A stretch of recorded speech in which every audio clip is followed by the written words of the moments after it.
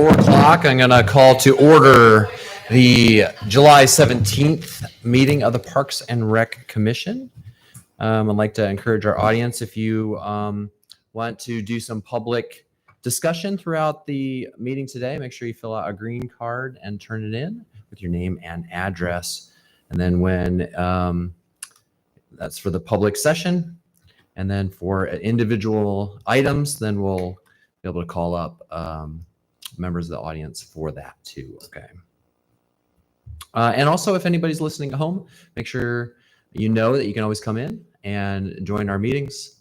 They're posted online. It's the third Thursday of every month at 4 o'clock right here, most of the time.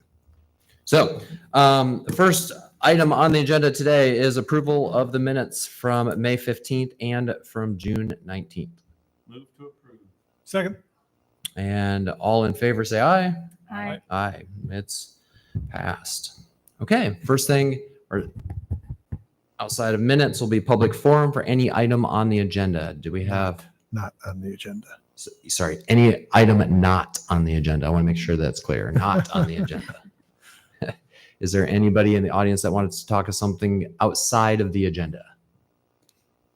Hearing none, we'll move forward. Next up will be introduction of Katie Todd, the new recreation manager. Yeah, we have Katie just started with us recently. So she came to us from Iowa State. I'll let her give a little bit more information about herself and what she's learned so far and why she wanted to come to Ames Parks and Recreation. But she is our newest recreation manager. And like we've done over the last several years, every time we get a new staff member, we try to bring them in and get you to know them, because it's more than just Joshua, Courtney, and me that are doing the work for our departments. It's our managers like Katie, all of our maintenance staff, and everybody that really are doing a lot of the programming activities, the physical work. So I'll turn it over to Katie and let her introduce herself and tell you a little bit about her. Yeah. So my name is Katie Todd. I first got interested in recreation, I think, as a small child, like most of us growing up in the Parks and Recreation program. My first job was detasseling, but my second job that I actually started liking was working in recreation, doing a lot of aquatics and community center work. Since then, I worked for the city of Ankeny for a few years. I was a recreation supervisor, running their aquatic and some of their recreation programming down there.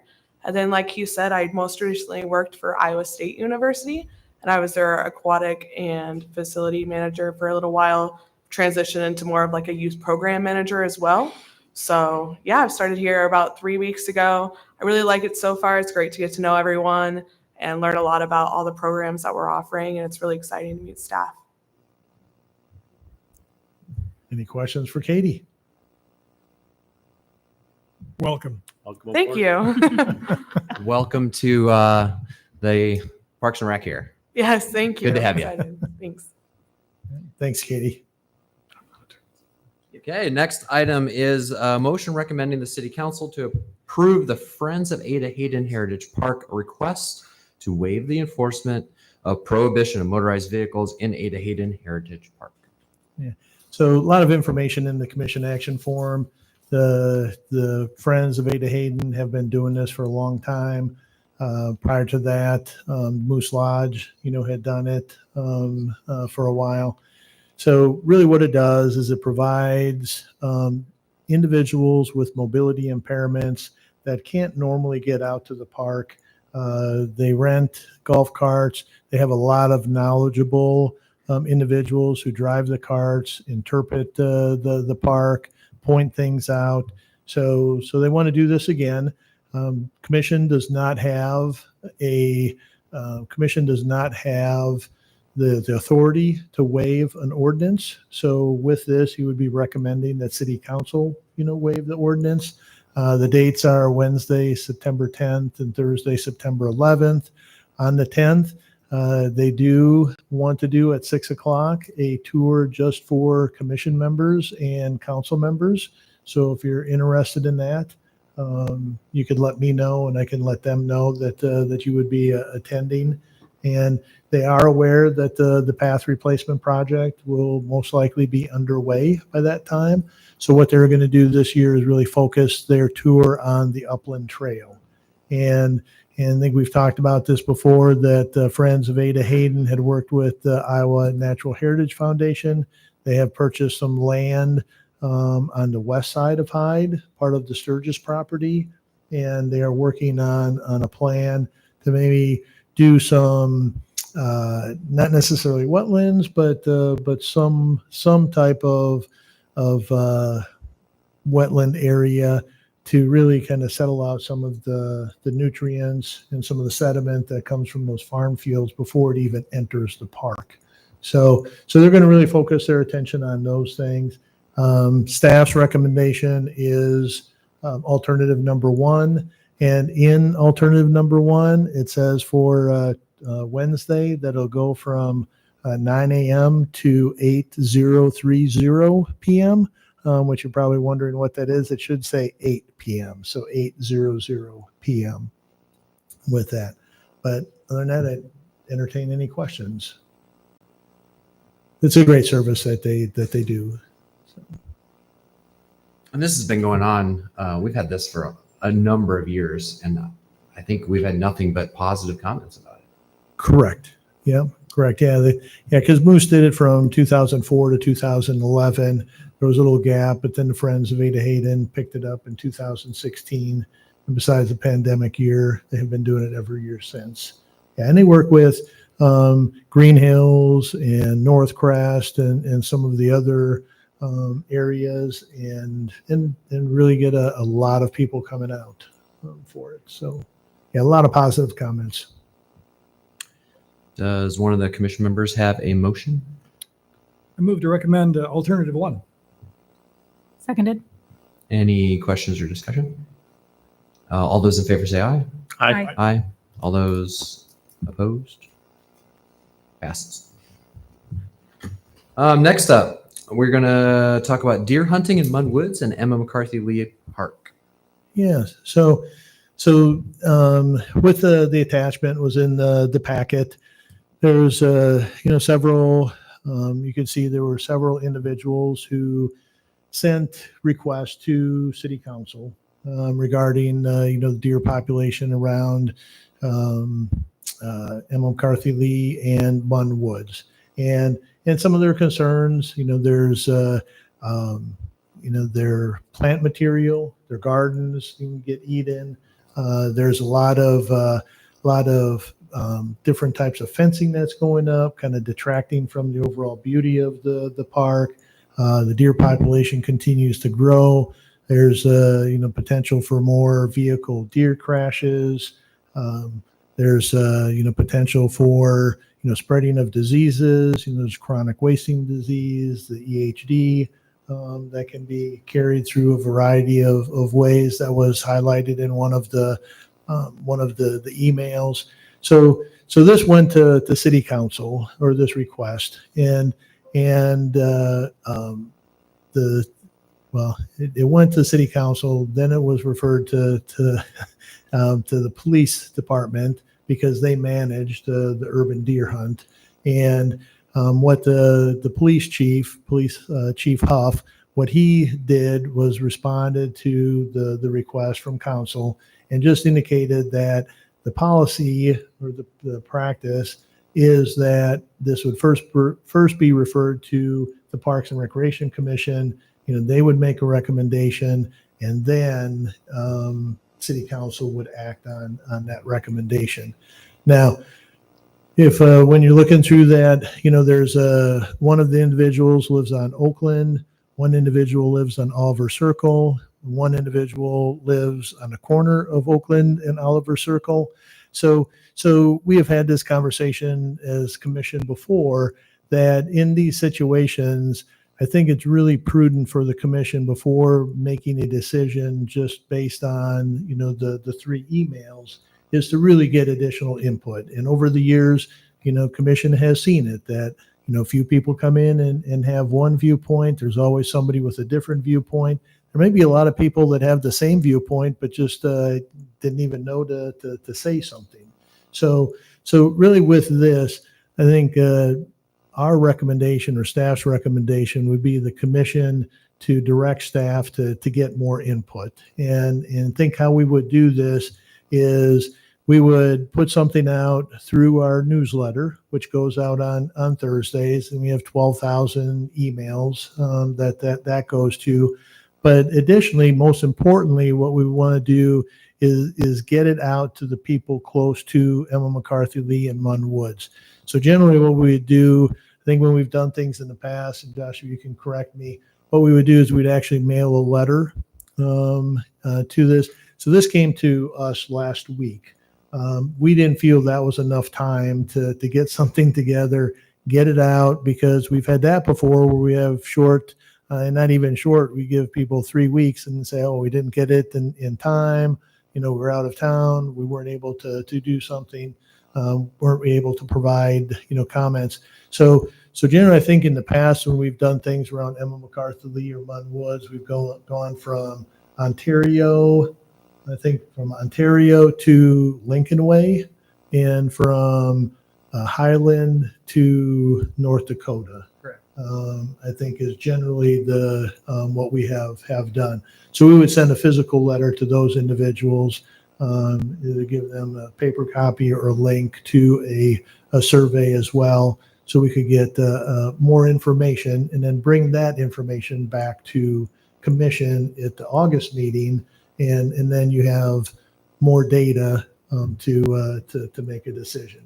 And at that time, what we will do is we can, at the next meeting, we can bring a map. We can show you where exactly the boundary lines are, if there are concerns, no concerns, those types of things. So I know there are some individuals here probably want to speak on it tonight, but any questions or comments from the commission for me?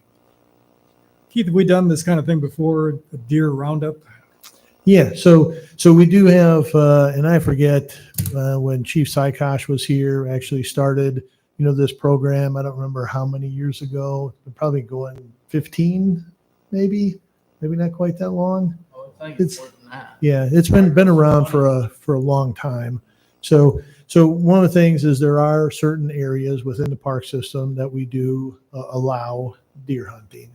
And in some, city has public property out by Hunziker Youth Sport Complex.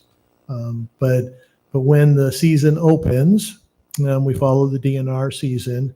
But when it opens, out there, you may be able to, I think we allow hunting Monday through Friday in the mornings, up until a certain time. But then generally there's practices and things going on. So when people are around, and we say no hunting. After they're done, sometime in November, then we open Monday through Friday, and I think it's pretty much the daylight to dark type of hours. Out by our office, Gateway Hills Park, there are some areas that people can hunt. What are some of the other areas, Joshua? Portions of Minus Grove, Homa Golf Course, Gateway Park, Hunziker, like you mentioned. That's about it. Yeah. So obviously, safety, and I know when this program was first started, safety was a big concern, and we actually, people could come down to the community center and get an orange vest and an orange vest for their dog if they were walking in the park, if they felt unsafe. And there were some areas, and I think Joshua and I were talking about this initially. Munn Woods and McCarthy, the area, was considered, but the neighbors, came forward and said no. Now, I will say that it's a different time too. The deer population continues to grow, and as cited by Max and some of the others in their emails, and they have said times they got 20 or 23 deer around their yards or in the front yard and so on. So the deer population continues to grow, and yet in talking with the police chief, Some of it is there's, and I think one of the emails cited too is that, only 30% of the available permits that people could get are taken. So let's just say if there's 100 permits available, there's only 30 of them are issued. And then of those 30, only 30% actually are successful. So that's only about nine deer that are being, taken or harvested every year. 9 deer is not going to really, do a dent. I know Joshua and I have a friend that lives along the Skunk River. And I think last year with depredation tags and everything else, I think it was about 15 deer or so that were harvested on his property. But yet I can drive along Stagecoach Road and see 50 to 70 deer at any time out in the fields. So there are a bunch, and there are some of the suggestions are there other ways? Iowa City has done, brought in snipers or some other types of techniques. There's the immunocontraception. Don't know exactly how that works, but we can find that out prior to the, to the next meeting. So there are some different alternatives, and who knows, chronic wasting disease was found in Story County last year in the southeast corner of the county. That spreads, that could really potentially take out a lot of deer, but you don't want to, just rely on that. So there's a lot of different things that need to be discussed and thought out, but I think we need to provide the commission with some more information before making a decision. Just in terms of timeline and sending out requests for feedback from the neighbors in the target area. So I'm curious if we will, if more information will be shared about those different kind of alternatives at our next meeting, or if those will be sent out in the survey to folks, or if that has yet to be determined. Yeah. So if commission directs staff to do a survey, then the next question we would ask is, are there specific things that you want to find information about Great. that will help you make a decision? Okay. So, and you can see, we did the park policy survey, which we'll be talking about. We had 1,400 respondents. So we've been getting. I forget how many did when we did the Fitch survey. How many respondents did we have, Courtney?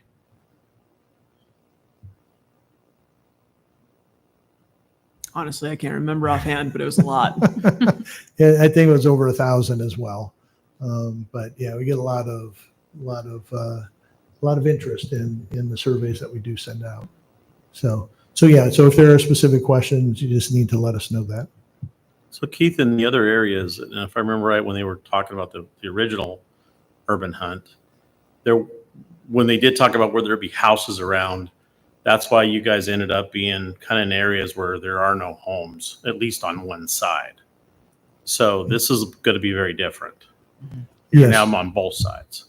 Yep. And Joshua and I had some conversation about that, this week, is that we don't have any real delineation for property lines, and that would be a concern, with it. Now, I know I talked to somebody, it was probably about a year ago, whose property is adjacent Munn Woods, and they said, I wish I had enough land so I could hunt off my back deck. But not everybody thinks that way or feels that way. But yes, it's going to be very different. All the places that we mentioned, there are no houses backing up to the areas that people can hunt. Maybe a little bit at Homewood, but I think it's further back. Yeah, it's back by the maintenance facility. Yeah. This may come as a pretty convenient time to be talking about this too, because if I remember back, probably 20 years ago when we were looking at this urban deer management, the DNR was involved with flyover population counts with FLIR, infrared, going through and deciding. And maybe that's time to ask and reach out to those resources again to see what are our population densities? Mhm. And then two, and I may be wrong with this, but people that wanted to do the urban deer hunt had to do a proficiency standard testing over at Jax, and Jax is closing now. So these are things outside of our purveyance or our control, but maybe those are really relevant questions that need to be pushed to the appropriate places right now too. Yeah, and then one of the emails talked about just what you said with Jax, and I think it may be something that we may be able to have some conversation with Isaac Walton League. They have a range out there, and maybe they would be interested in doing taking up that slack, with it. Now, I did talk to the police chief, because we used to do, I think, every 2 or 3 years, the population density. They do that flyover. They only do it in the wintertime.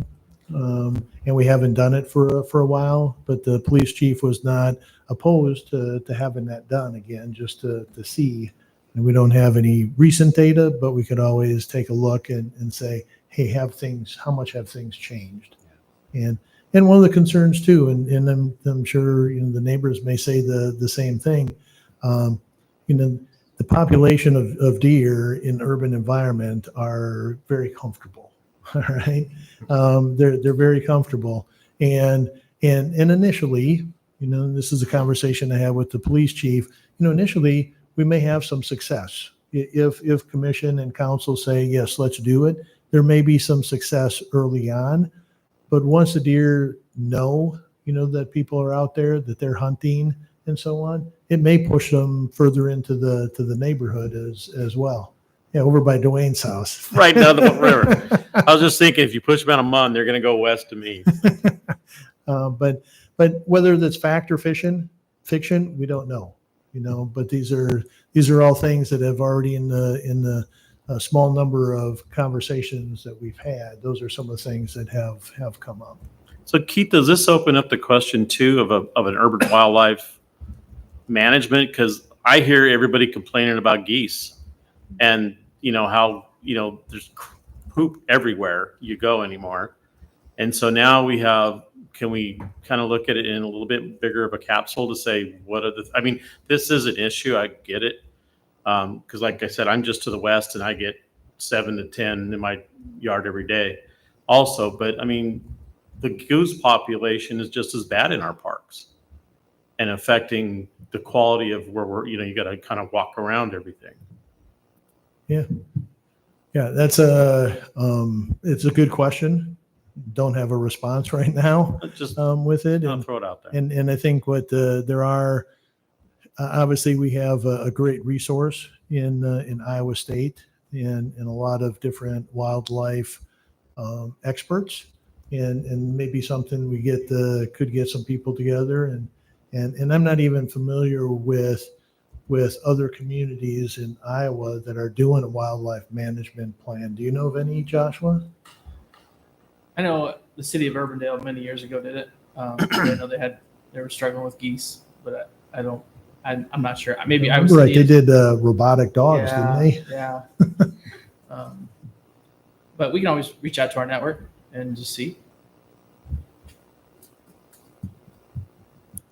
It's a good question. Any other commission comments? Okay, I'm going to open up to public. If anybody in the audience would like to come up and make some public comments about this issue, just state your name and your address, please, and then please limit your comments to 3 minutes. Good afternoon. My name is Max Rothschild. I live at 511 Oliver Circle. I've lived there for over 30 years and been an Ames resident for 45 years. In the 30 plus years we've lived in the region, the deer population has probably increased 10,000 fold. It used to be, when we first moved into the neighborhood, we would see a deer maybe once a month. Now we see them every day. And in fact, this week, just to put it in perspective, I've chased the deer off every day from my yard this week, starting on Sunday. It's become a terrible problem. It's costly. It ruins the neighborhood. Some people have put up fences that are absolutely as ugly as they can be, and they're ineffective because they're only the city, when it enforces the rule, which it doesn't always do, the fences can only be 4 feet high in the front yard. We've given up on all plantings in the backyard, which backs eventually into Munn Woods and Emma McCarthy Lee. And in the winter, when we can easily count the deer because there's no trees and stuff, often see herds of 15 to 25. So I'm not necessarily in favor of using shotgun hunting is the only type of hunting of deer that can happen with a license in Iowa. So it's safer than high-speed projectiles. But I would propose that actually bow hunting be used in this area. There are lots of bow hunters. It's considerably safer. I would certainly allow someone to bow hunt from my backyard. Could easily cut the population on a good day. It's really needs to be a two-step process. One, reduce the population, and two, propose to use some type of reproductive means to limit. And there are means to do that. I want to comment on the survey. I can certainly understand why everybody wants to do a survey. I have a degree in statistics, so I know something about surveys. Your survey area is enormous. And if you don't weight the responses from those people that are farther, you weight less, give less weight to the people that are farther from the park area, you're really not being fair to those of us that back up to the park and are closer to the areas in which the deer use as a corridor for all of Ames. The corridor really extends almost completely if you count the University Golf Course. A deer can travel almost the whole area unless it gets hit by a car. And car collisions are increasing in Ames. I'm speaking for a couple of my neighbors who couldn't come. One of them told me he avoided a deer just recently at night. He came home at night and just missed one. So it's expensive from the loss of plant material and the way our properties look, and also the threat to our vehicles and otherwise. One neighbor who couldn't come told me that he almost touched the deer to get rid of it. It would not leave until he got within just a few feet. So it's very difficult for us to protect our properties and the property values. Thank you very much. Yeah, Max, I would just mention to you your comment. When we've done these types of surveys, what we generally will do is put a map in there, and in that area that I described, that might be an area, and that might be area 1, and then we can go area 2 and so on. That way we can kind of stratify the data, and it's like, hey, here's what area 1 people are saying, who, like you said, are closest to it. Yeah. So that's generally what we have mean, done with these types of surveys. The Oakland area, for argument's sake, on our side, the Oakland area, and maybe up to Woodland, those are where you see most of the deer. Past Woodland, you don't really see that many deer. But on Oakland, and then Oliver Circle, it's just tremendous number of deer. And if someone who's welcome to come by my house, you'll notice that I have netting. I spray almost every other night for what's used called liquid fence. I've put in a little barbecue skewers because I was told that those are an effective means. They're not. The deer just dive in around them and eat the plants. So it's really become quite frustrating. And you can also come in our neighborhood and see the fencing that's really not very attractive that's used. And finally, I just want to comment on the geese problem, because geese have more natural enemies. The only natural enemies to deer in our neighborhood are cars. That's it. So there's nothing to control the population, and it really needs to be limited.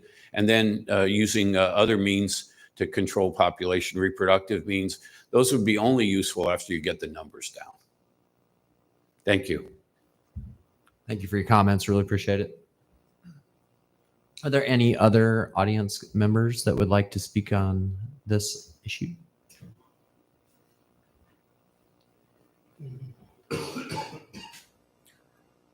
James Burnaugh. I'm at 3511 Oakland Street, several houses past Max.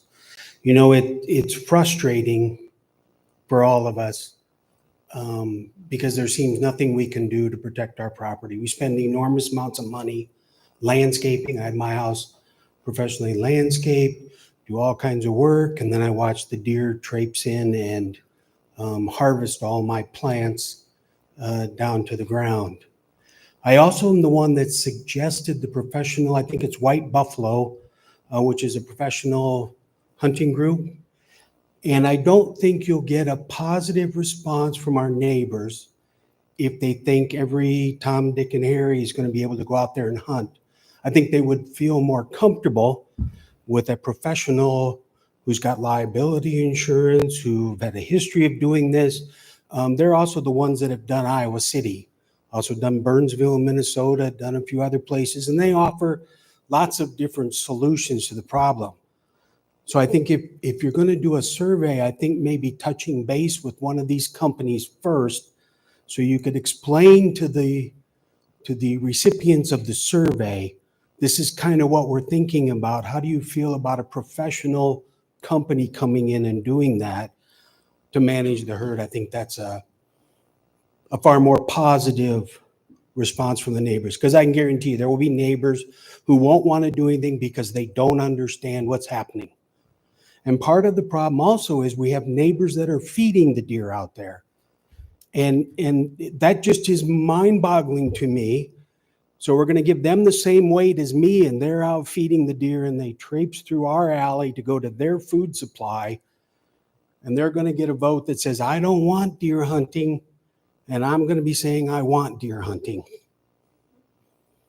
You know, I know there's probably a cost factor and a budgetary item. You know, there's probably some ways to work around that, looking for contributions from some of the neighbors. I certainly would be one that would be willing to contribute to the cost of professional hunters that would come in and help manage it for the area. I think a total program like Max said, you know, just hunting the deer or just doing maternity sterilization, one or the other is not the total solution. It's just enormous out there. You come home and see 10 in the neighbor's yard at 9 o'clock at night.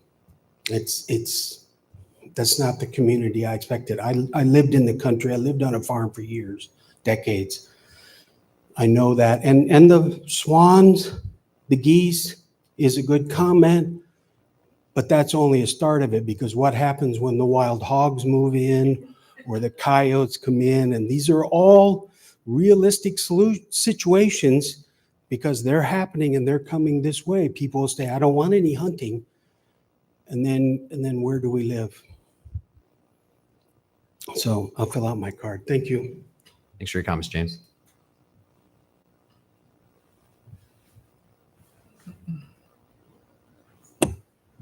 Hi, I'm Hello. Kathy Schnabel. I live on Woodland Street, 3629 Woodland Street, and I was not one of the letter writers, so just thought I would add my 2 cents. The one comment I wanted to make, I'm not sure I've heard people express, is that not only is this a danger for the property owners, or, you know, an unpleasantness for the property owners in the area. I'm sorry, I'm hearing myself and I'm freaked out a little bit. That having that large a deer population in the woods is damaging to the woods itself. That the deer would be eating the new trees that are coming on. And so when the old trees get old and die, there'll be no replacements. So I feel like the city of Ames has a responsibility as the manager of that land to do what it can to keep that a healthy ecosystem by controlling the deer population. And I have read a few places that, yeah, overpopulations of deer are as great a threat to forest ecosystems as climate change, for example, or maybe even a greater threat. So anyway, thank you. Thank you for your comments.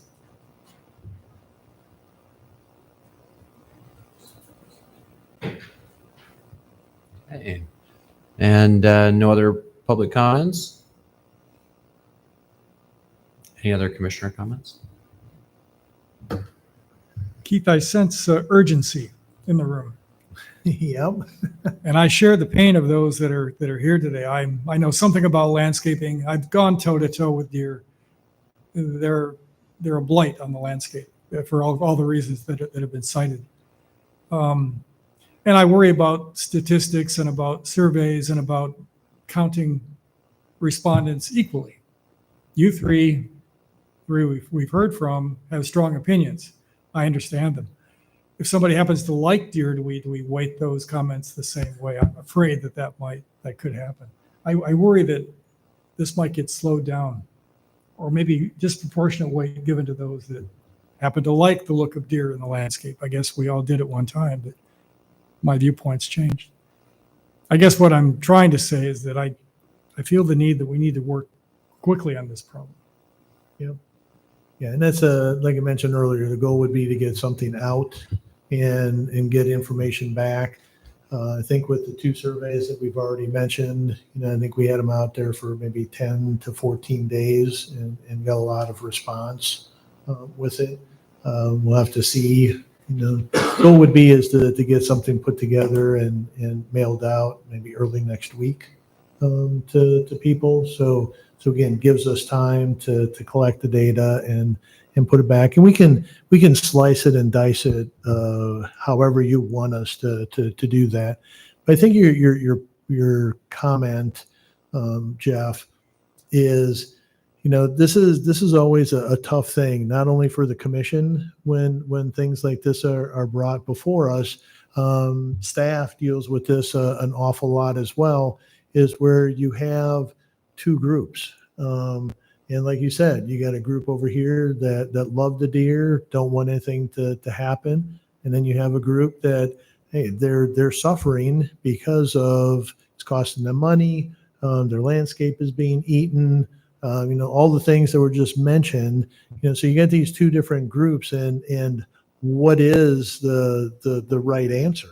How do you balance those 2? And I think that's sometimes the difficulty for the commission, is to take that information and figure out how do we make the right decision. And I don't have a good answer for you right now. Keith, is it possible to have some, I mean, I'll be honest with you guys, what you do in your area is going to come right at me, because I'm right down the river, downriver from y'all to the west. And I have neighbors who bought houses because they saw in the pictures there was deer in the backyard. They have beautiful landscaping. I have beautiful landscaping. I have a nice fence that they don't like jumping over, which is nice. But I do think that this is something that needs to be a little bit more pragmatic, because I'm suffering right there with you. I watch my hostas get mowed down every year, and they come back. But I do think we need to cut, and I wish Sarah was here, because she lives in this neighborhood. And we had a commission member that loves this city, and I don't know that she would like hunting in her backyard. I would be a little nervous, because I've heard ammo go off, guns go off, and I'm a hunter, but I don't like it where I live. I like your idea. If we're going to do that, get somebody that's more skilled, that we can maybe go in and do something interim to kind of help the situation, because now the little babies are little babies. But I'm really nervous about just kind of rushing through this to solve one thing in one area. It's like stepping on a balloon. And I would really love to see the coyotes come in and take out about 1,000 geese.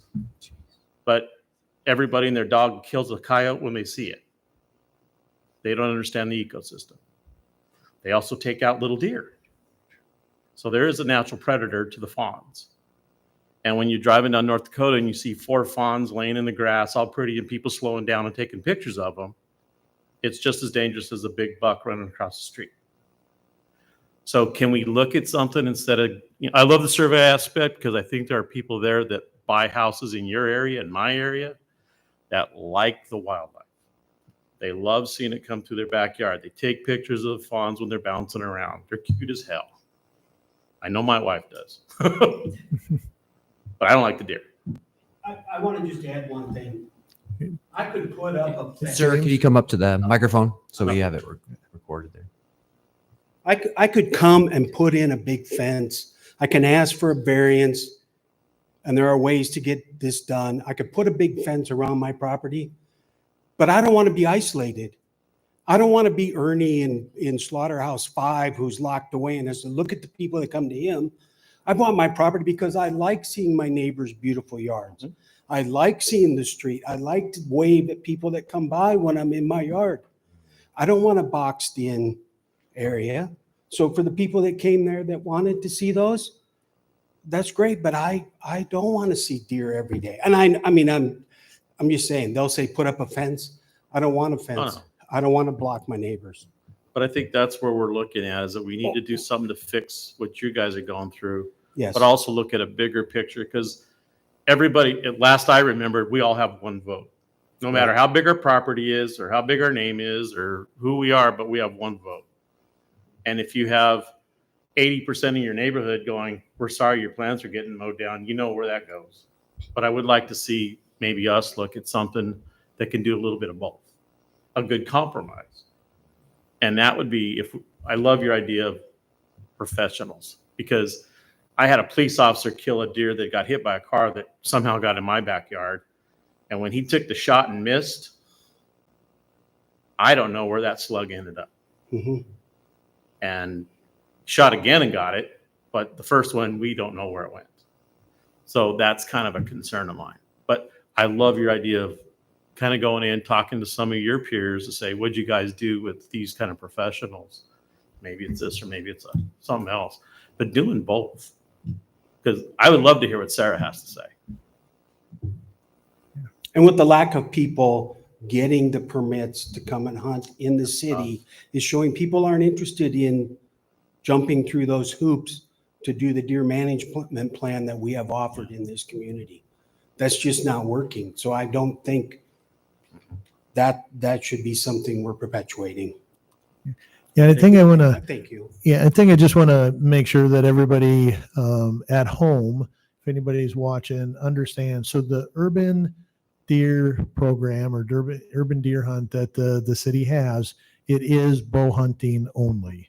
You know, there is no shotguns, and I know people are talking about slugs and those kinds of things. Now, professional group would come in, would probably use some type of a rifle or something along those lines, shotgun, whatever it is. But the urban deer hunt that's in place right now is bow only, just so people understand that. I just want to make sure everybody understands that we all love to see deer. We don't love to see them every day on our property. Secondly, the fence rule, so everybody understands the fence rule in Ames. Front fences can only be 4 feet high, easily jumped by deer. If you have a rear fence, you can get it 6 feet, which does protect your property. But since many of us back up to wooded areas, that's the part we enjoy. We enjoy seeing a few animals there, not a lot. And the biggest problem is that there's been an enormous increase in deer. It's not that we want to get rid of the deer. I'm an animal scientist by training. I love animals. We watched the fawn being born on our patio almost. That's how bad it is. They come in often. We have the security cameras. They come in often and look in the winter at the plants we bring indoors, because they wonder how can they get in to eat those green plants. So it's not a matter of we don't like deer. It's a matter we don't like so many deer. And that's the problem. And a pragmatic approach would be to find a middle ground. Reduce the size of the herd without eliminating it. We're not suggesting elimination. We're suggesting reduction. Thank you. Thank you for your comments. I think kind of on that point, I would be kind of mirroring what you were saying too. I think I would be a little concerned about rushing a survey or communication so that folks don't get entrenched in a yes deer, no deer, kind of like you were saying, making sure the context is spelled out thoroughly so they know that, you know, it's not necessarily an elimination, but it could be reduction. It's not necessarily hunting. It could be all these alternatives. You know, I would hate to have a survey go out, folks say, oh, I love the deer, have to say no, and then not understand that there are alternatives to yes, no deer. You know what I mean? So I would encourage staff to make sure that that research has been done and the context is provided when that communication goes out so that folks have all the information. Yeah. So what I'm hearing is is educate as well as get feedback. Yep. Would you like to turn that into a motion? Oh, yes. So what am I moving? I'm moving on, directing staff to send out communication, send out a survey. Yeah. Regarding the deer hunting issue. Yes. So the motion is to refer back to staff to gather more information from the public and maybe our stakeholders, professional stakeholders, for more information on this issue. Yes, that is my motion. That's what I heard. Perfect. Thank you. Can I amend the motion before we Yes. vote? That you also look into alternatives for reducing in conjunction with this? If you want, Hannah, you can just say, I'll make a friendly amendment. Yes. Yes, ditto. I'll make a friendly amendment. Then you don't have to go through the whole process Perfect. Thank of you. amendments and everything else. So the motion on the table is refer back to staff to seek out a community survey, additional questions, stakeholder, professional input, and seek out alternatives along the route of population management. Okay. Do I have a second? Second. All those in favor? Oh, hang on. Oh, I just want to make sure, because we talked about wildlife management. Right now, we're just talking about deer. There, yeah. Okay. I just want to make sure. I don't want to. Add geese and raccoons in there and I'll be right with you. All right. I just wanted to make sure. All right. I'll go ahead. so there was a second. And all those in favor say aye. Aye. Aye. All those opposed? None opposed. Awesome. Here we go. Okay, and if these all come to my house, I'm gonna come looking for you guys. We're gonna move on to agenda item 7. Discuss. Thank you for your input. Thank you. Yeah, thank you guys. Discuss the park policy survey results, which were This is cool. hefty. Yeah. We love it. Yeah. So with this, I know at one time, I think we said we were going to put the survey out and then we'd come back maybe with results and some recommendations. We aren't giving you recommendations tonight. There's so much information here, and Windu is just going to go through it with you and then get feedback and see if there is some direction. And again, then in August, we could come back with whether you want recommendations, whether you want a draft, and there's multiple things. There are some cleanup items for Chapter 19 that we need to take care of, not necessarily addressed by any of these survey results, but this definitely impacts park rules, potentially ordinances, and so on. So we did put this out, and you can see almost 1,400, just shy of 1,400 responses. Just 34 pages just with the graphs and everything, and then the appendix is another 58 pages of information. We're not going to go through all 100 pages today, or close to 100 pages, but just a few things that kind of want to point out. First off, obviously there's a lot of information here that we can use to help us. And even if it's not just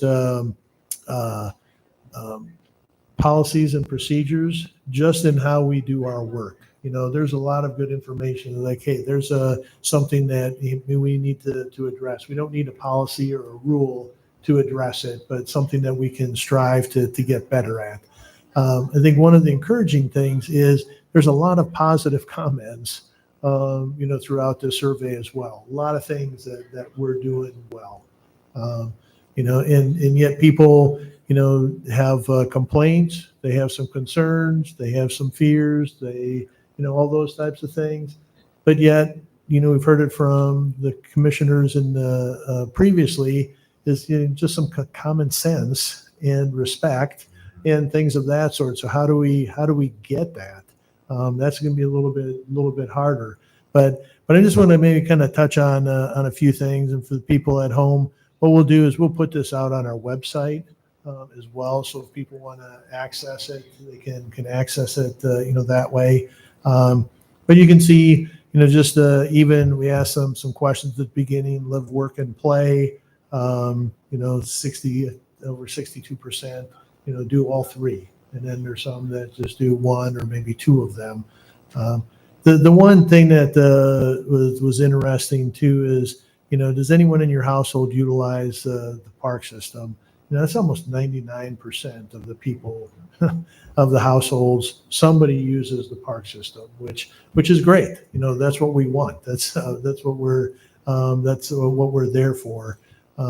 But yet, some of that, almost 1.5%, physical limitations and so on. How often do you visit the park?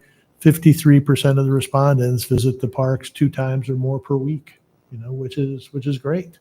And we didn't actually ask, what do they do or anything like that, but are you aware of what you can or cannot do in the city parks? That was a question, yes or no.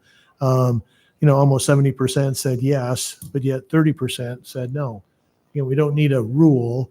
We just need to figure out how do we make sure that more people utilizing the parks understand what they can and cannot do, and can we be more proactive and try to eliminate some of the issues that that we're having.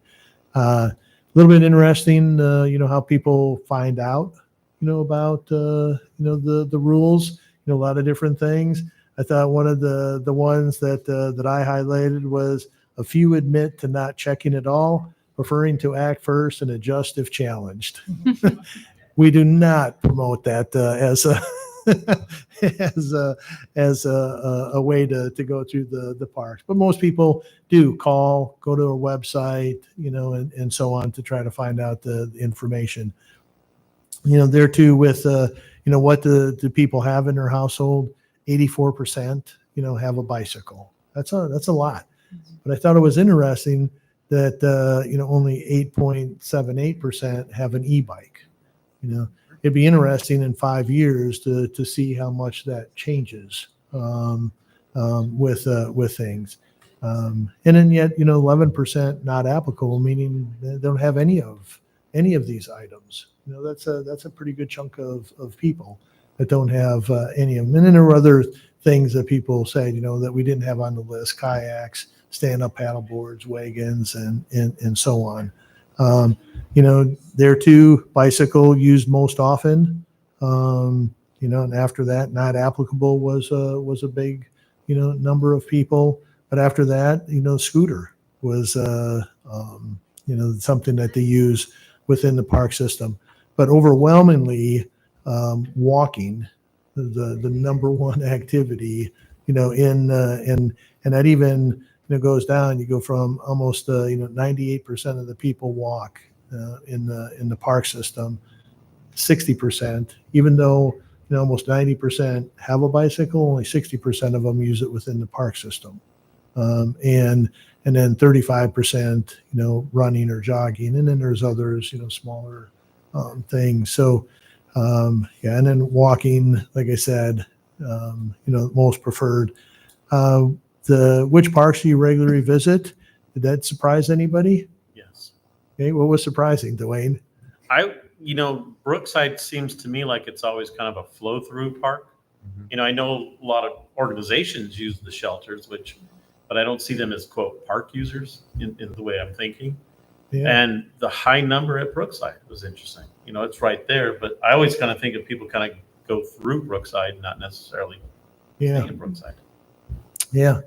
Yeah, I thought that was kind of interesting too. Honest Grove didn't surprise me as much, but I thought there'd be more people using Ada Haven, but there's a lot of people out there, but probably a lot of the same people. I would say from having a young child, we're always at Brookside, and we always see other kids at Brookside. We always see the shelters being used. So I think the shelters may have impacted the responses on that too. Yeah. Maybe not regular park use, you could say, but getting to the parks. Yeah. But the thing there too is a lot of the parks, a lot of them get used. Not all of them were mentioned, but a good portion of them were mentioned. It was interesting too when we asked the few safety questions. If you were a walker, jogger, or runner, do you feel safe in the park system? What I thought was interesting, for bicycles, the number of people that said never or rarely feel unsafe was only about 4%. But when you go to e-bike, it was over 18%, which I thought was kind of interesting. And then scooters and e-scooters, anything with an e in front of it seemed to have a higher a higher number, with it. So, and there's should the city allow the following within the park system? Bicycle, should the city allow? Strongly agree, a lot of numbers. Strongly disagree or strongly disagree, 3.5% for bicycle. Over 21% say don't allow e-bikes. 10% for scooters, but then it jumps up to almost 26% for e-scooters. So again, anything with the E in front of it. So it's a speed limit. Yeah, almost 80% of the people said yes, there should be a speed limit. 10%, was the highest, or 10 miles per hour was the highest percentage of people. 5 miles per hour was the next highest. With that. Keith, And- what did they tell us? Jeff, was it you that was talking about what they thought an e-bike should be able to do in a park? I'm forgetting who brought that up, but 10 seemed like it was too low for what? I had brought that up. Was it you? Yeah, Okay. and someone else brought Oh, that up in the someone said comments. Yeah. I was surprised actually, but I was surprised at how low the number of e-bikes were based on all the conversation that we've had about it. But yeah, I was surprised because I feel like someone else brought this up in the survey too, that they're heavier and you automatically just start off quicker That's right. because they're heavier and it Mhm. kicks on the assist or the what have you. Even without the throttle, you end up going faster. But yeah, so I guess I was surprised about that. Yeah. But yeah. Yeah, and it's one of those things too, and I've mentioned this before, with because I know Jeff White has indicated, 10 is pretty slow, but in looking at Minneapolis with their park system, they have 10 miles per hour as that, and yet if there are people not around, people go faster, and there's nothing wrong with that. We're not going to go out there and police it and give Courtney and Joshua a radar gun to be And a making badge. yeah Badge. That's not the funner stuff. yeah but with it too is if you set it at 10, people are probably going to be going 13, 14, maybe 15. You set it at 15, people are going to go 18, 19, 20.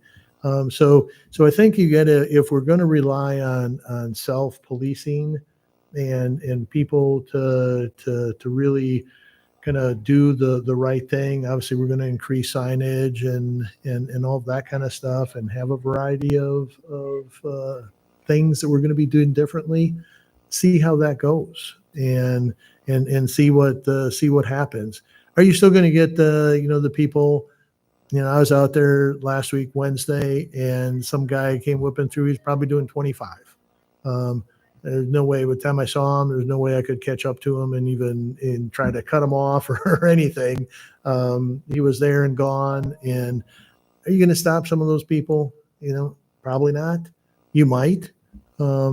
People might, and they might put a human barricade across and say, you need to slow down. This isn't what that is. And again, from an education standpoint, how do we get the people? This is not for that. Especially when you see that we have so many walkers and stuff. So it's just it's very interesting. But we'll take your feedback and we'll come back and we'll give you some recommendations, as to some things. So Are you going to solve every problem? No.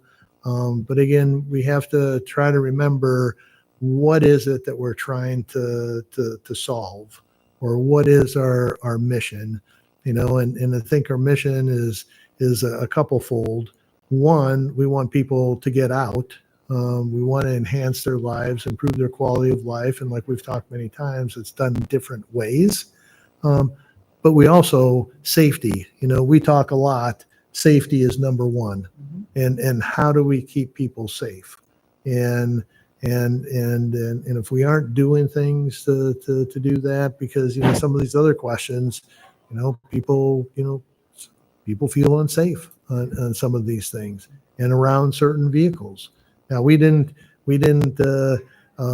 dig this apart and say, if you're in that, 60 plus, did you feel more unsafe around e-bikes versus that 20 crowd or 20 something crowd?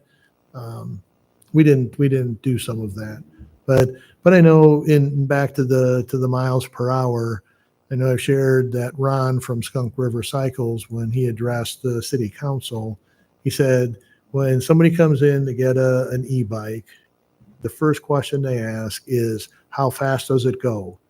And he said, that's not the right question. The question you should be asking is, how fast should I go? But that's not what people are asking. And again, from a safety, and you can see, some of these other results, inexperienced riders, they're not announcing their presence, the earbuds in, whether it's the bikers or the walkers. We've shared that. We've experienced that. We've seen it and stuff. I had a guy who was out there on Sunday walking through the park, and I heard him coming because it was a fat tire e-bike. I heard him coming, so I got over to the side. He never announced his presence, not by saying anything, what side he was coming up on or anything. But like I said, I could hear him, but I don't wear earbuds. I like to hear what's happening and what's going around, but not everybody's like that. So there's I'm not going to go through everything. The other thing with foraging, let's see, there were people that said yes,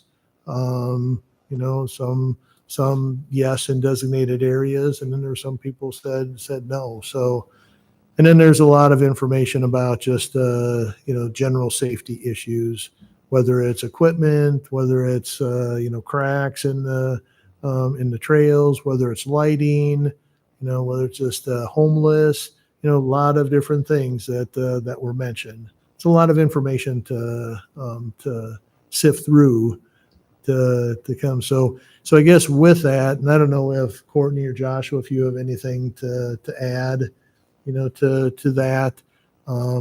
But I think what we do now is we would take direction from the commission to say, hey, now, are there things that are in here that you want to see us address?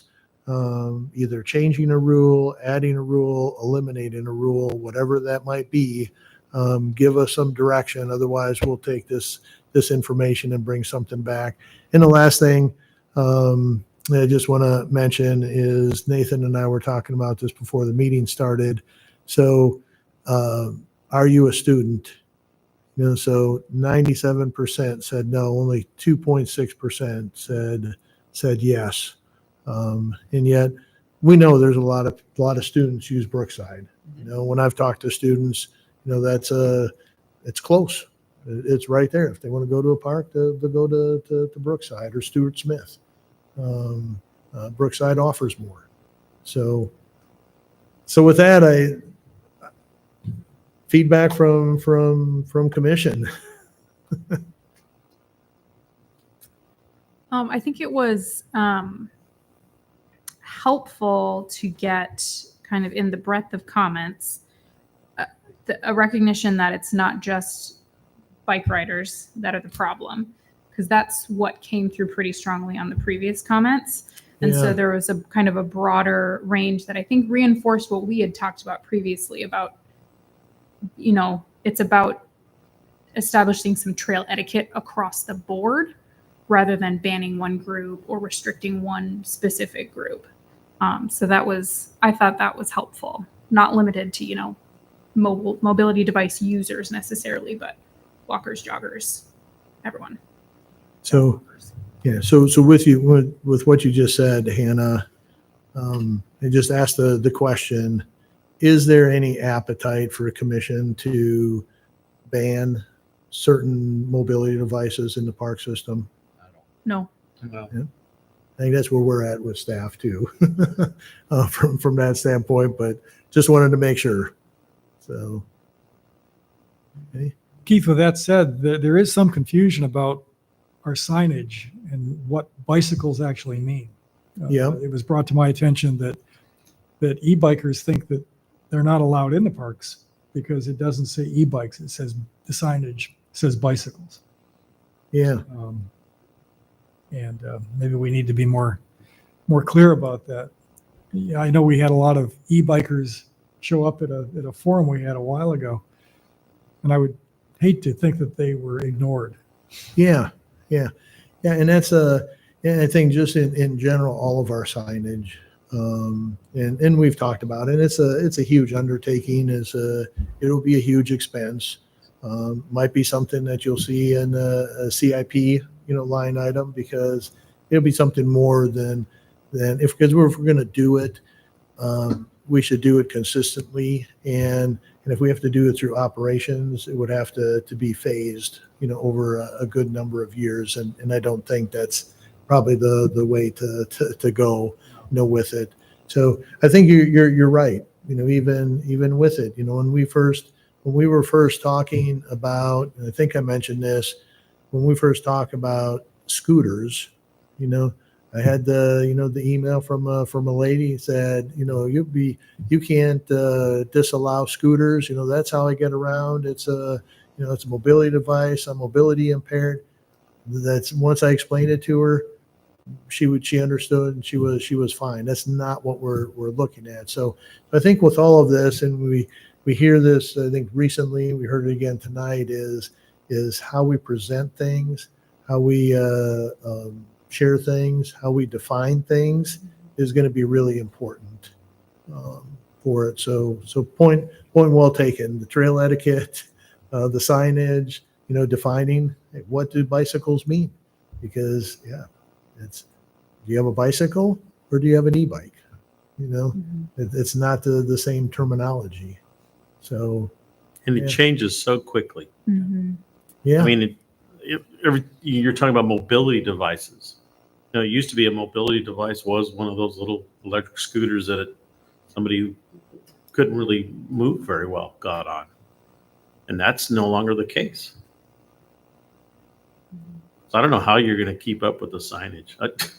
You need to come up with a good term for what an e-bike is, because we'll trademark it, Jeff. Go from there. But that's a tough one. Well, That's expensive. Well, and I think because the city is done through the city manager's office, did that micromobility survey. Mm-hmm. And part of that was part of it was with rental companies wanting to come in and establish, scooters downtown or in different areas. Now, the university's already said, no, we don't want it, that kind of stuff. Just had a meeting yesterday, and actually with electric department, they had the idea of, hey, could we put e-bikes up at Ada Hayden? Somebody could use a credit card. You put it in, it starts charging your credit card, it unlocks it, you pull it off, when you're done, you put it back in, it locks it, it charges it, all those types of things. And I said, until we get a lot of this figured out, it may be a good idea. It's just not something we want to do right now. So maybe check back with us in a year. and it's not something that we would just do. We would bring it to the commission if it's something that we were going to do. But for right now, they said, thanks, but no thanks. And the three of us had some conversation about it as well, prior to that meeting yesterday. And with it. So, I think it's incredible responsibility as stewards of this public resources of, we're looking for life, liberty, and the pursuit of happiness for as many people as possible. And a common sense approach would be, how do we get that with new technologies and emergent recreation? Like, 130 years ago, the first traffic laws were not for cars, they were for bicycles in New York City called scorchers. And these guys would come down the hill and they killed a pedestrian. So there's traffic laws before there were cars because of bicycles. Now we're in that new era and it's e-bikes and e-scooters and one wheels and hoverboards and all these things that we just don't know about. So how do we take a common sense approach? And I don't necessarily think that's a sign every 10 feet. And that's not, limiting things, and that's not shutting people out. It's approaching it for the safety of all people, so as many people can get out and enjoy our resources as possible, right? right. Yeah. And one of the things, Courtney and I just had this conversation, it was about something else, but with the signage, are the QR codes or something along those lines, a better way to go for park rules? You scan and you got them. So if it changes, all we got to do is change them on the back end, and people can get up to date, set right there. So I think that's one of the things that we have to look at with, with it too. Now, one of the terms that they used in this micromobility survey was, personal transportation devices or personal mobility devices, kind of that all-inclusive, thing. Scooters, the one-wheelers, the e-bikes, bicycles, all those types of things. They're all personal mobility devices. So I think some of that language we have to, to look at and see, what do we use? I think it is helpful if we are recommending a broad approach of not limiting any of those. So we don't necessarily have to spell out the ones that are not allowed, but more so can approach it as all are welcome, including walkers, joggers, and providing, including but not limited to these things, Yeah. So since we're not, recommending, is my understanding, banning any one of those, hopefully that makes it a little bit easier Yeah. for folks to understand and not have to parse out, am I allowed to be here? Yeah. I would say I like the QR code idea. I actually had someone come up to me in a park and ask me about a rule, and I didn't know exactly, so I looked on the website. Yeah. But that would be an easy. I'm a millennial, so maybe younger folks don't use them as much. We might need to find out, or people in different generations. But I think it's helpful. But even having signage that has the basics of etiquette spelled out and Yeah. a link or a QR code to the rules. We don't want to, post like a, I don't feel like we would want to post a, 20 rule list that could potentially change. But I feel like the common courtesy and the etiquette pieces, Yeah. in theory, aren't going to change that much over time. Yeah. Yeah. So It's and I'm sure Courtney could share some examples with the community center, is, we put signage, we said, we didn't want to list all the rules. We said, respect the facility. Yep. All right. I think pretty common sense, what would be respecting the facility, but then yet you go out there because somebody's taken a ball and thrown it against the windows, or they're doing something, else. And it's like, is that respecting the facility? It's like, well, you don't have a rule for it. It doesn't say that I can't, do that. And it's like, well, is it respectful? Would you do this at your own home? And sometimes that we got to be careful when we ask that question, because I do it all the time. We do it at grandma's house. yeah. Yeah. So that's it's I know even just in this conversation, common sense has been brought up a lot, that term, and yet to hear people what does that mean anymore?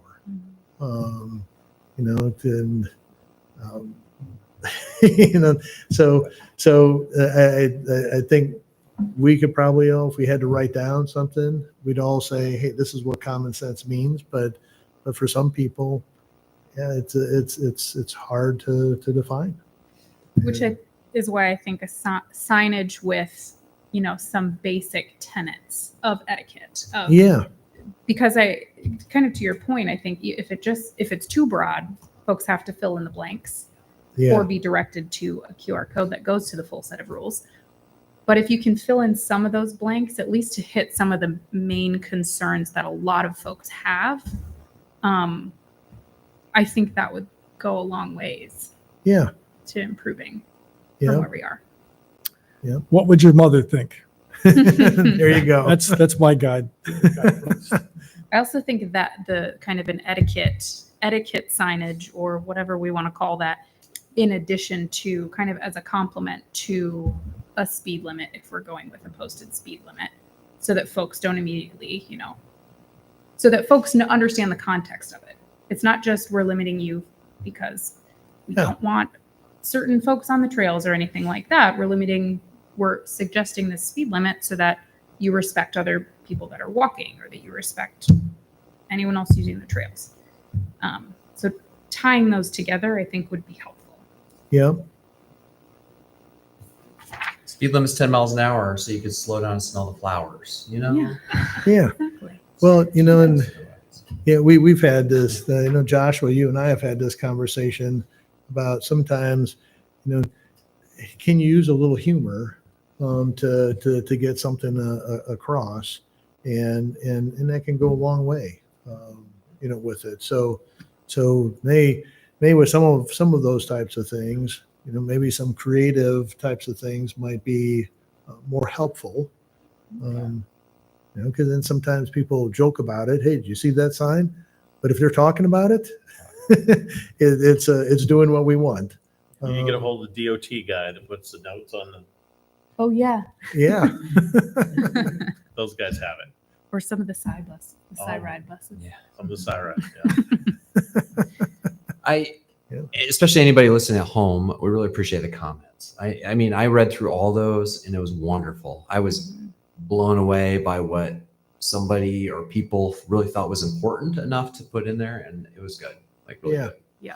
Yeah. So, and I think the resident, what I got out of it was people, want to feel safe and they want to use the parks, which sounds perfect. That's what I think we want to get, right? Yeah.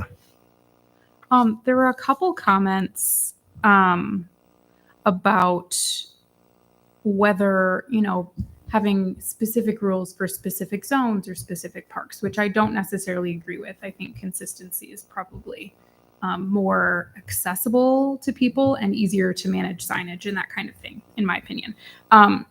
However, since there were so many comments specifically about Ada Hayden, I wonder if there would be any thought given to prioritizing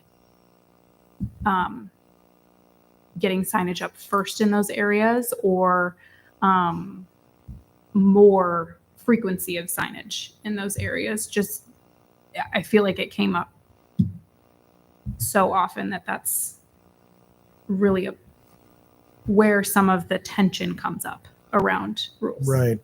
Yeah. And our goal is, and Joshua and I were talking about this either earlier this week or last week, with the path replacement, that we're doing, is get that signage, some of that signage developed and so on. So when the path opens, everything's there. So kind of a new way of doing business, so to speak. And because if we open and people do the same things that they've always been doing, it's going to be hard to change behaviors. It'd be hard to change behaviors anyways, but when we open, we've got to have that ready to go. So we can do that campaign and say, hey, here's what's different, and really push it. Yeah, it's all good. So is there anything, any guidance? Now, I guess one thing that I didn't mention, so we have talked in the past about dogs right? And if you noticed, there were no questions on here. You know, the draft that we talked about, there were questions, but then that what went out, there were no questions about dogs. So we had conversation with animal control in regards to leash laws, off leash, all those types of things. So I spoke with Ron Edwards, who's the animal control supervisor, and I said, we're doing a survey and we've got several questions. And the first one is should we allow dogs unleashed in the park? And he said, absolutely not. Said we have done some research. We have gone out, talked to other groups and things of that sort. So we're actually sometime, he didn't give me a time frame, but sometime in the future here, we're going to be going to council to update the ordinance regarding off leash in a park. All dogs should be leashed. That's his feeling. So he said it's just with kids and everything else and various degree of dogs and all those kinds of things. So his recommendation to the council is going to be dogs need to be leashed. And it's like, well, we're not going to ask the question then because we don't want to get something that is contrary to what you're thinking. So we took that question off, and I said, well, the next question was, if we do allow them off leash, what is that maximum distance? So we took that one off, and then I said, well, we have a question about retractable leashes. Nope, shouldn't have them. He said what happens is people don't know how to use them, and if they get into an emergency situation or a tense situation, generally they wind up doing just the opposite, and it makes the situation worse. So there'll be another one that our recommendation is, animal control's recommendation would be to all dogs on a leash with a maximum leash length of 6 feet is what they're proposing. So that's why I just mention, because we hadn't had that conversation, but I'm surprised somebody didn't say, hey, what happened to all of our dog questions? So that's why. So we're going to let them take care of it because that's their area of expertise. So. But didn't we get something in the narrative, I think, where I saw about dogs off leashes and Oh yeah. that stuff? So people are concerned about it, but Oh yeah. I like the fact that they're going to get rid of these retractable because that's not really a leash. You're right. The dog keeps going. Yeah. And I forget the lady's name who came in and spoke when we first started having a conversation about this. She couldn't come to the public input, so she came to the commission meeting and talked about that's one of her fears when she's at the park. So anything else that you want us, any specific direction? Otherwise, what we'll do is we'll sift through the rest of this information and we'll come back with some recommendations. Here's what we're thinking. Thank you. Great. Good. Yep. Yeah, and I would echo for anybody watching. I would echo for anybody that took the time to provide a response and everything. And it didn't take that long, but we do appreciate it. And there's a lot of good information here for us to sift through. All right. With that, we're going to move on to number 8, project updates. Yeah, so just a couple of things with Fitch Family Indoor Aquatic Center. We had the tour last month, so hopefully everybody enjoyed that and got a better feel for what's going on.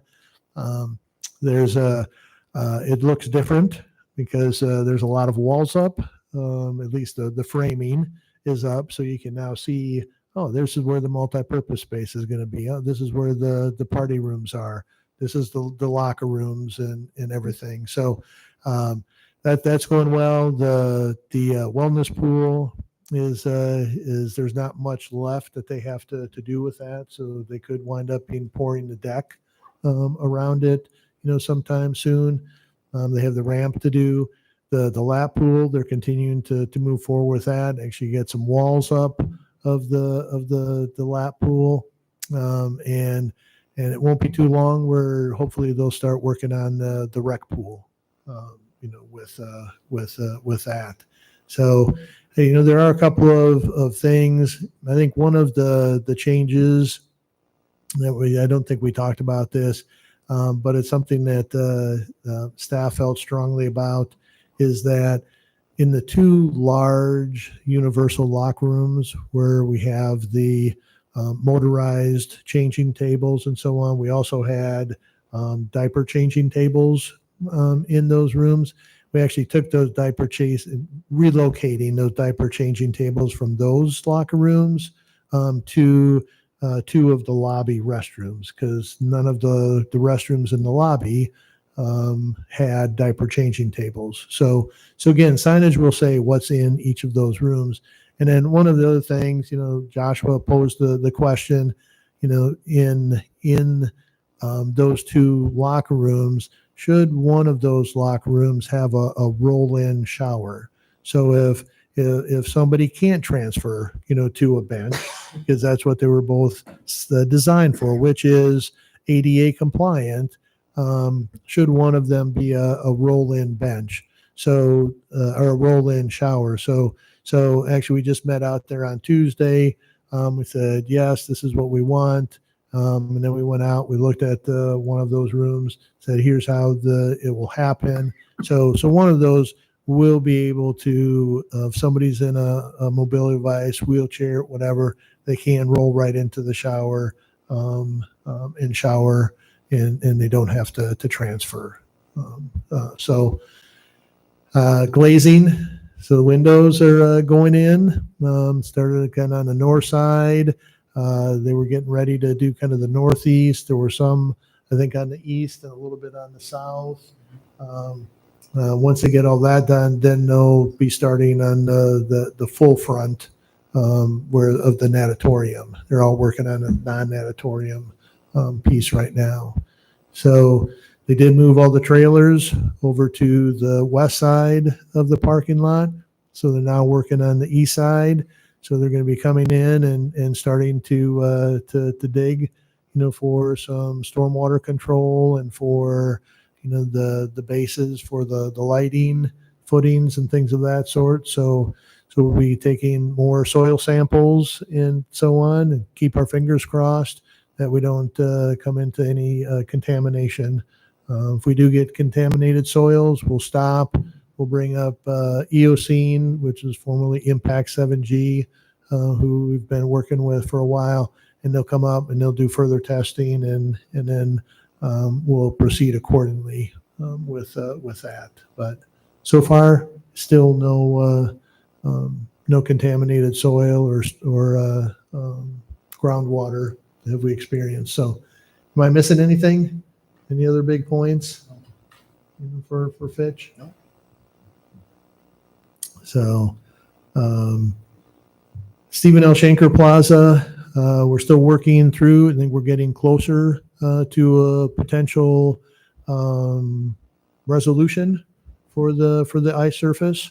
So we've been going back and forth with an agreement, and we're getting to the point where just a few items that we need to resolve, and probably wind up doing that in an in-person meeting, bringing the parties from the contractor and from the city together, kind of hammer out those final details, and hopefully we can move on with that. So we get a little closer, we'll give you a little more information, but we are getting closer. We're still waiting for a report. I think we shared with you about the spray pad. There are some issues with the water flowing, so we're waiting for that report and what their proposed solutions to solve the issues are. We were supposed to get it, I think, last Friday, and then it was supposed to be Monday, and it was supposed to be Wednesday, and we still haven't seen it. We'll say if anybody is going by, we've had people contact us, hey, there's dead trees, there's, dead plant material, things of that sort. With that, Joshua and Confluence, who's the designer, have met with the contractor, said that, hey, these are not acceptable.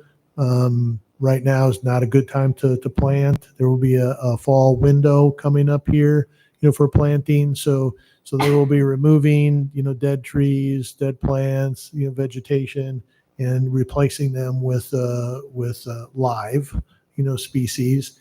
And I don't know, Joshua, was there any conversation? Because I know we weren't happy with how they had the soil prepped. Yeah. It was very clumpy and things of that sort, uneven. But were there going to be any soil amendments or anything besides? Because the grass has to be reseeded as well, because that's not, that hasn't established. They're going to address that during that seating window as well. So if anybody sees that, that's we're aware of it and have had conversations, and it just seems like there's one thing after another with it. So hopefully a couple years down the road, we can all be sitting out there enjoying the activities and things of that sort and forget about how we got here. That's what we're hoping. The mini pitch, with that, I think we mentioned last time, Courtney did submit a grant to Delta Dental and received a $20,000 grant to put in a drinking fountain adjacent to the mini pitch. So she's been working, through that. And mark on your calendars. I'll send out an email as well. We just finalized August 7th, Thursday, August 7th at 4 p.m. We will be doing the ribbon cutting for the mini pitch.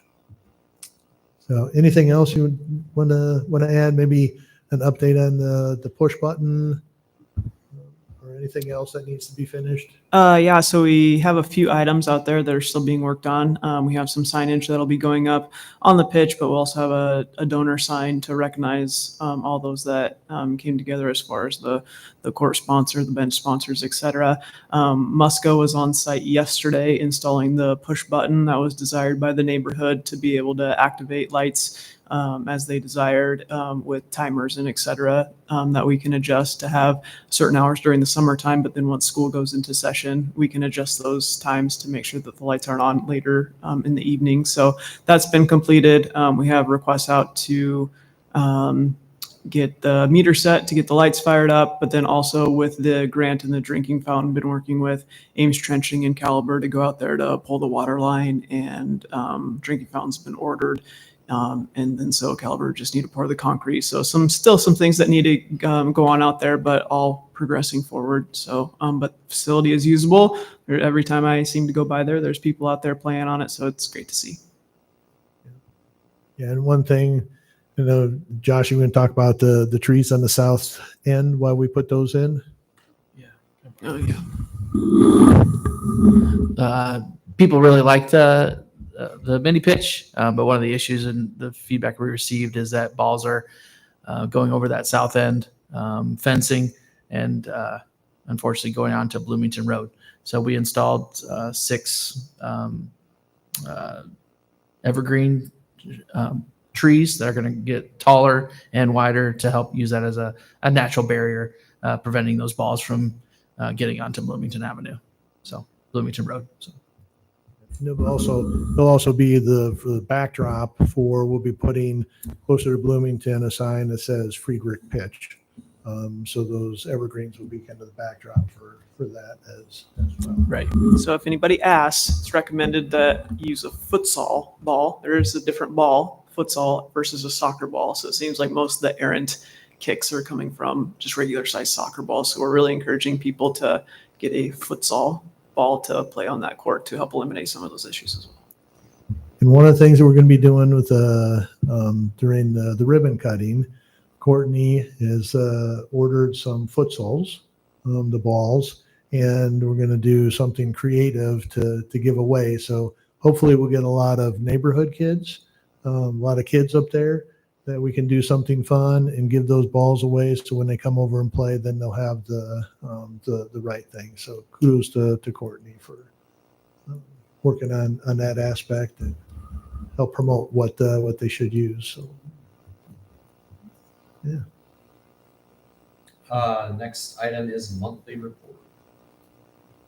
So I'll just mention we have our third annual Scholarship Duck Derby coming up on Saturday, August 2nd. Typically, we would hold the first 2 times we held this event. We held it on the last day the pool was open, so it was on Labor Day. The intent with moving it up to Saturday in August is hopefully to get more people out there. We still had great attendance on the last day of the pool operations, but we're just trying to encourage more people to come out. So we still have programming going on before and after. So hopefully just promote people to come on site and experience it because it's a fun event. We always have kids gathered around the lazy river and you can walk along with the ducks as they make their way around the lazy river. So that event will be Saturday, August 2nd at 10:30 at Furman Aquatic Center. It's free for spectators, so people are welcome to come and watch the ducks get released down the tube slide down into the lazy river, but people can also participate by adopting a duck. Those ducks are for sale. They can be purchased at Furman Aquatic Center, the community center. You can come in person via phone, or we have a mail-in form that you can also complete online at amesparkrec.org. And we have a handful of businesses that have already donated prizes, and we're still seeking donations for prizes as well. So lots of ways to get involved. So, but mainly we just encourage everybody to come out and support it. All the proceeds go to the scholarship fund that support youth and families to participate in our programs and buy Furman season passes.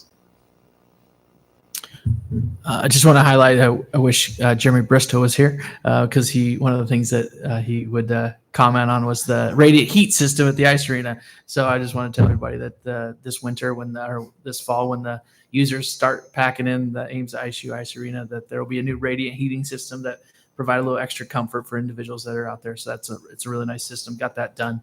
And then also, we went to council in late June, recommended the award of 3 contracts for 3 pretty large projects that are going to be happening here in the park system. The Daily Park Splash Pad, we're going to have a pre-construction meeting next week. Get the ball rolling on that with openings by June 1 of next year. The Parks Maintenance Facility expansion, we're going to get that going as well for pre-con. And then also we're meeting next Friday to talk about the replacement of the asphalt path at Ada Hayden Heritage Park with concrete. So it's going to be a really busy fall, but it's going to be some new things coming online, which would be really great. I think Courtney, if you could take some time, because usually around this time, the last several years, we've always been talking about Furman Aquatic Center and, having to diminish or reduce the amount of amenities we have open. We don't have the guards. We're having to close in basins and things of that sort. Staff has really worked hard. Leanne, Macy, Courtney, others in regards to things. So maybe just give an update on how we're doing with Furman. Yeah, so happy to report so far this season, we have not had to adjust or change any Furman Aquatic Center hours or close any amenities due to lack of staffing. So we have been, obviously there have been some weather cancellations, which we wish we could control, and could accurately predict everything. But as far as reducing hours, closing amenities, we have not had to do that so far this year. So it's been a great relief to staffing, and also hopefully that the public can recognize the additional efforts that went in the off season to recruit and retain staff, and even retaining staff throughout the year to encourage staff to come back year over year. So we continue to do the same. And as Keith mentioned, every year you will also hear us talking about, as we enter into August, how our staffing does change a lot, with a lot of students either getting involved in extracurriculars in high school or those college students departing to go back. So we are already sending out communications to those staff to get potential in dates that they have so we can properly prepare and try to get a game plan set for that. But yeah, so far this season has been drastically different than the prior one since 2020 as far as having to reduce hours. That it's been every day when we post that schedule at 9 o'clock. Any changes we have are due to weather, nothing due to staffing. So great credit to Leanne, who is our aquatics manager, and Macy, who we mentioned, who is our recreation assistant, serving as our head shift leader, and also just our whole shift lead team this year has been a great asset for us in cultivating that environment for the staff. It's really good to hear. Yep. Really good. It is. Yeah, it's huge. Well, thanks for all our hard work. Commission member comments. I have two, actually. I want to thank you for your comments at the ribbon cutting. You did a great job taking over for Sarah and mentioning everybody. But I also want to tell you guys did an awesome job on that agility course. I've had more people that I never would thought would have gone to that agility course, went up there and tried at least a few of the apparatus. Fun. And so it was kind of fun to hear one lady that I work with, she goes, I had to do it. She goes, I just had to do it. She saw it in the newspaper and she went up there and she goes, I was too short to get on some things, but I did do other things. And she goes, the ropes ladder is the one thing that she's going to do by the end of the summer. Oh, cool. So it was a big win-win for the community for that. So thank you for all your hard work of going into the community and kind of making that thing happen. Great. That was a good one. Thank you. Awesome. Thanks for sharing. Anything else? I want to also put a plug in on activities. So I know my daughter participated in Smart Start Tennis this summer, which went awesome. She's currently heading to swim lessons. And I know fall programs just opened for registration. We're already registered. So just another thank you for all the great programming that you have available. We've been very, very happy, our family, and we've heard great comments from other families as well. Yeah, great. That's a great plug. Fall guides out, so get registered. Good, thank you. Anything else? Okay. Well, our next regular scheduled meeting is August 21st, 4 p.m. right here. And I will take a motion to adjourn. Move to adjourn. So